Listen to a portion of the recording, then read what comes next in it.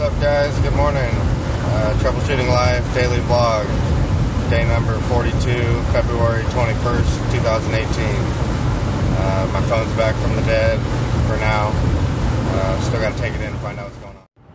Went from having a beautiful 70-degree day yesterday to turnaround right back to high of 35 today. So that was fun to wake up to this morning. Hope everybody else is having a good start to their morning. I'm currently on the way to work. Late, but on the way. 11 a.m. start for a person with 2 toddlers in the house is sometimes chaotic and hard to get out the door. When I work the earlier shifts, I can get out the door before they even wake up sometimes, so it makes those shifts a little easier to get to. These ones, it's like they're up, they're jumping around, they're causing chaos already. They're kids. You're never going to hear me say that I have a perfect attendance record. One of my biggest issues is I'm late from time to time. Having kids and other things come up, and it happens to everybody. You know, that's my one issue, but I always show up. I haven't called off since last summer. But granted, last summer, the plague was unleashed on our family. If it wasn't me, it was the kids or my wife. It just seemed like one thing after another. I was out for 2 weeks, used up all my sick time and some of my vacation time. Before I even had kids, I didn't even, the whole idea of calling off never even crossed my mind unless I was in the hospital or dying. Like, there was no call. I didn't even know what that meant.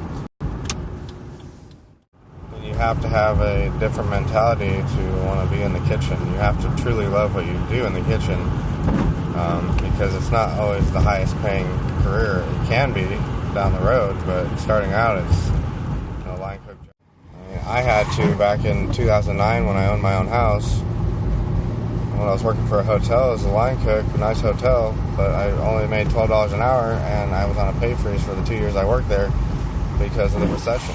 I had to work. If I didn't love what I did, I wouldn't be breaking my back. I wouldn't work in the extreme heat and the pressure situations that I have in the kitchen for the money I have in the past. I mean, it wouldn't have been worth it if I didn't love what I did. I could have easily kept my serving job, but if I was after the money, that would have been the case. But my dad always taught me that you do what you love and you'll never work a day in your life. And I feel that way. Yeah, it's still hard work. But for me personally, I was thinking in the long term. I was thinking 15 years down the road, how would I feel about my career as just serving tables? I don't care how many homes I owned or anything. How empty would I feel without having any? I'm not saying you can't build a happy life on that if that's the work-life balance you want to have and, you know, the career you want to have because you want to have other stuff outside of it. I'm not judging you for that. I mean, it just wasn't for me. I didn't see it for me.